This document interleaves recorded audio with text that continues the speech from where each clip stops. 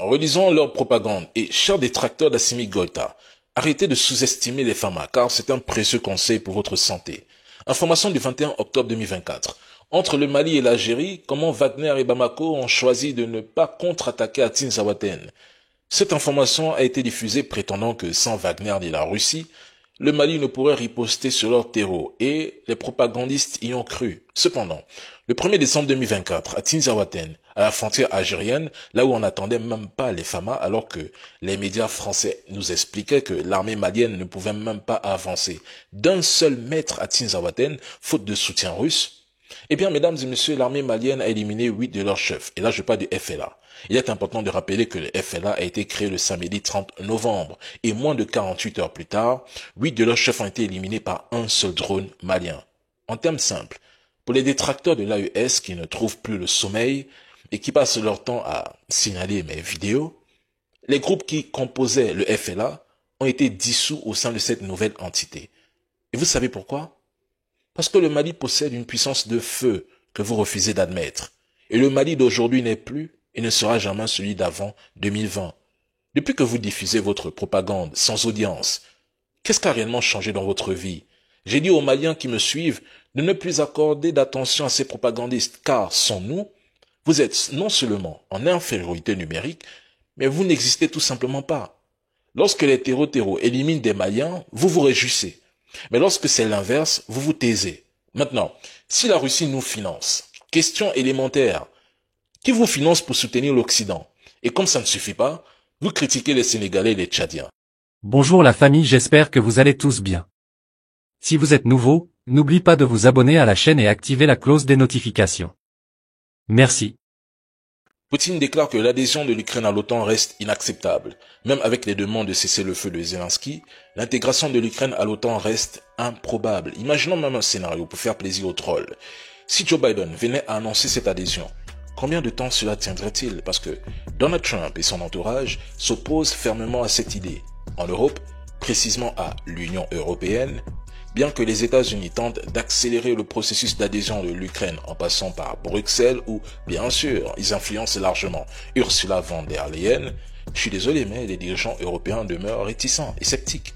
Une entrée précipitée de l'Ukraine risque de déstabiliser l'Union européenne, surtout face à la corruption endémique dans le pays et au manque de transparence sur l'utilisation des fonds internationaux. L'adhésion de l'Ukraine à l'Union européenne pourrait créer des crises au sein des pays membres. L'Europe, déjà en première ligne des conséquences négatives de la guerre russo-ukrainienne, semble bizarrement ignorer que les États-Unis poursuivent des intérêts qui les opposent à la fois à la Russie et à l'Union européenne.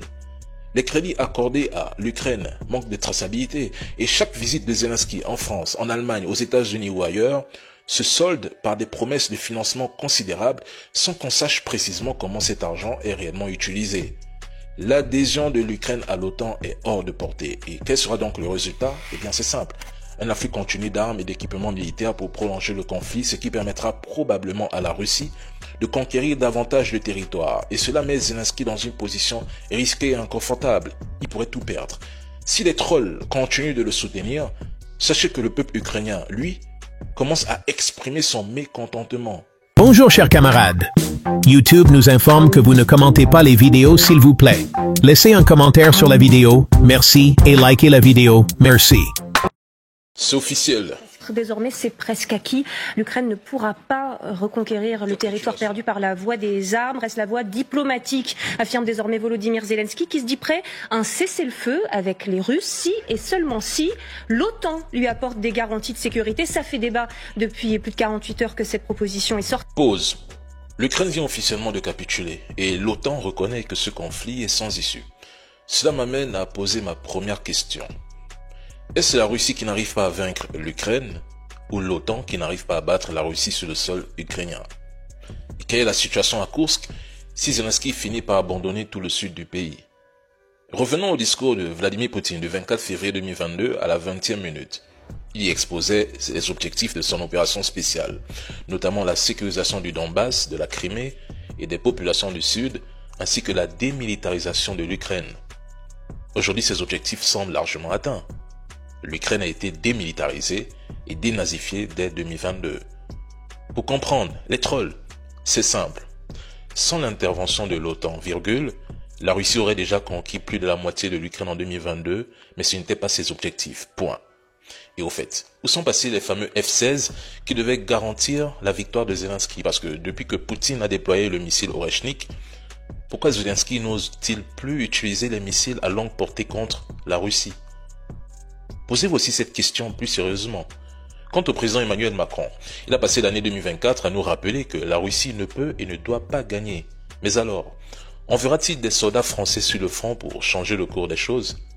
Par ailleurs, même les services de renseignements occidentaux admettent enfin que les nouveaux missiles russes sont extrêmement puissants. Ces missiles sont capables de pénétrer profondément des bunkers stratégiques quasi indétectables et inarrêtables. Et selon LCI, leur puissance reste inégalée. L'OTAN ne va pas accepter l'offre de Zelensky et Poutine va continuer simplement son opération spéciale jusqu'à ce que Zelensky accepte les conditions de Vladimir Poutine.